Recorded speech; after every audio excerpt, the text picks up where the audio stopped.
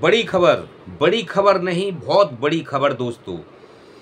आज बात करते हैं जैसे राहुल गांधी को क्या धमकी मिली है, राहुल गांधी ने क्या बोला, अखिलेश जो हाथरस में हादसा हुआ है उसमें अखिलेश जी ने क्या बोला, और 2-4 मुद्दों पे बात करने वाले हैं दोस्तों। तो आप देख रहे हैं प्रेम फैमिली चैनल। वीडियो अच्छी लगती है तो शेयर और सब्सक्राइब करते समय कमेंट बॉक्स में भी राय लिखें। तो दोस्तों, जैसे हमने बोला कि राहुल गांधी का बड़ा बयान कि रुकूंगा नहीं, झुकूंगा नहीं, डरूंगा भी नहीं, जैसे कि सदन में हमेशा जनता के और देश के मुद्दे उठाते रहते हैं, इसी तरह मुद्दे उठाता रहूंगा। तो दोस्तों, राहुल गांधी को जान से मारने की धमकी मिली हुई है। जी हां, आप सही सुन रहे हैं, जान से मारने की धमकी मिली हुई है। पुलिस प्रशासन की नज़र में है और उन्होंने राहुल गांधी के घर के बाहर अपनी हाई सिक्योरिटी बढ़ा दी है। तो दोस्तों, वैसे भी आपने को सबको पता है कि राजनीति, देश की राजनीति के मामले में उनके पुरखों की जानें चली गई हैं।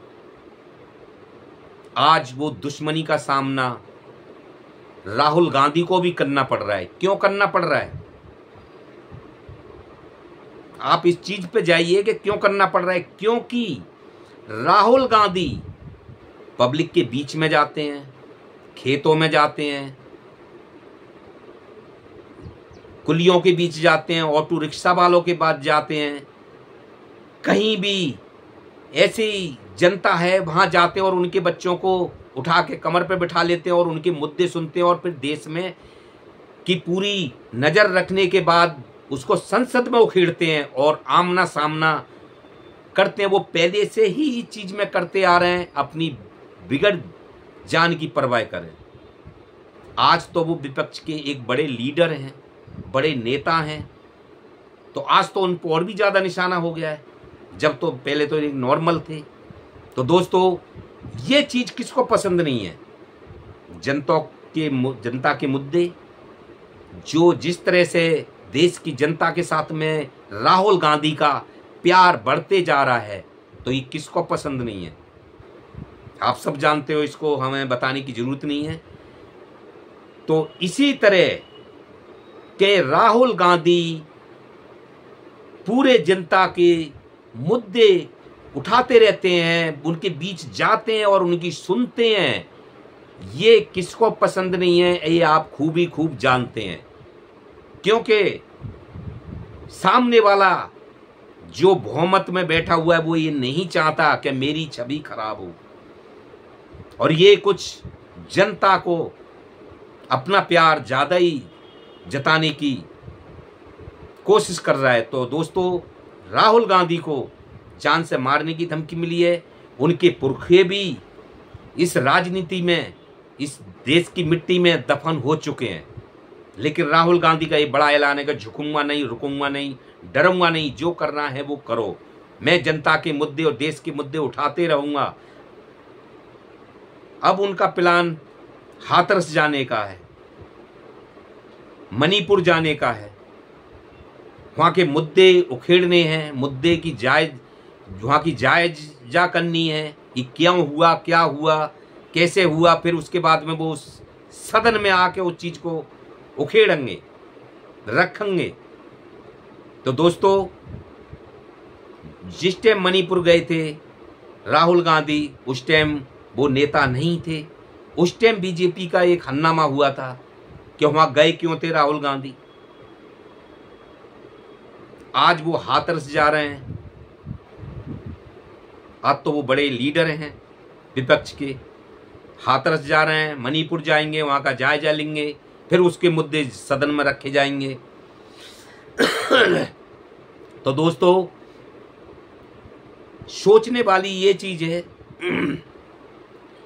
कि कोई देश के हित में काम करना चाहेगा, बोलना चाहेगा, तो क्या उसको अपनी जान से जाना पड़ेगा? उसको मारने की धमकी मिलेगी? आज हाथरस में जो हादसा हुआ है, इसमें योगी पे उठे सवाल। अखिलेश यादव ने सीधा तीर योगी के ऊपर मारा है। पुलिस प्रशासन की गलती बताइए, योगी सरकार की गलती बताइए, उनकी लापरवाही बताइए, क्योंकि पब्लिक तो थी मूर्ख,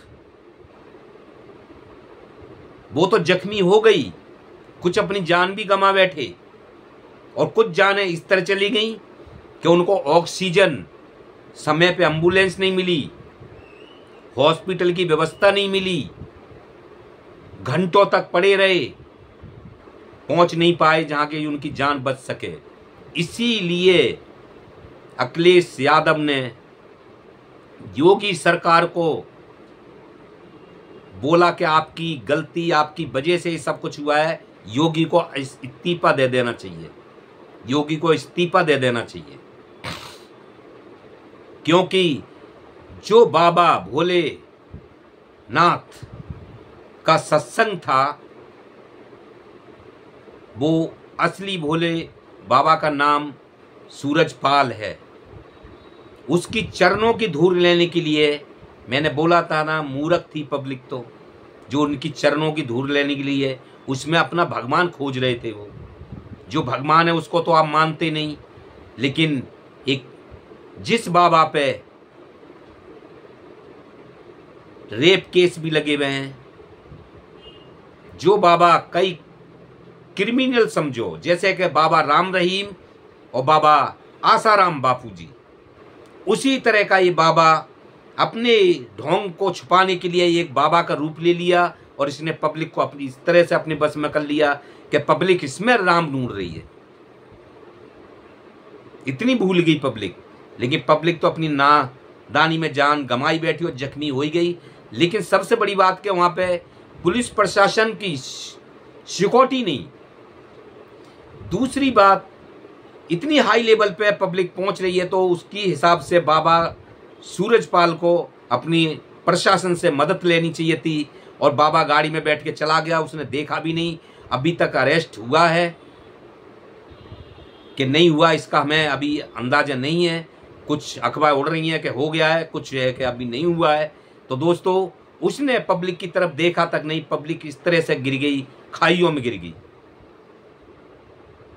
लेकिन वहां कुछ जाने सरकार की लापरवाही से गई, क्योंकि इतनी बड़ी तादाद में हादसा हुआ, उसके हिसाब से वहां पे व्यवस्था नहीं थी, ऑक्सीजन की, हॉस्पिटल की, बेडों की, डॉक्टरों की, हर चीज की, एम्बुलेंसों की, ये व्यवस्था नहीं हो पाई। तो दोस्तों, आप देख रहे हैं प्रेम फैमिली चैनल। वीडियो अच्छी लगती है शेयर और सब्सक्राइब जरूर करें। नमस्कार।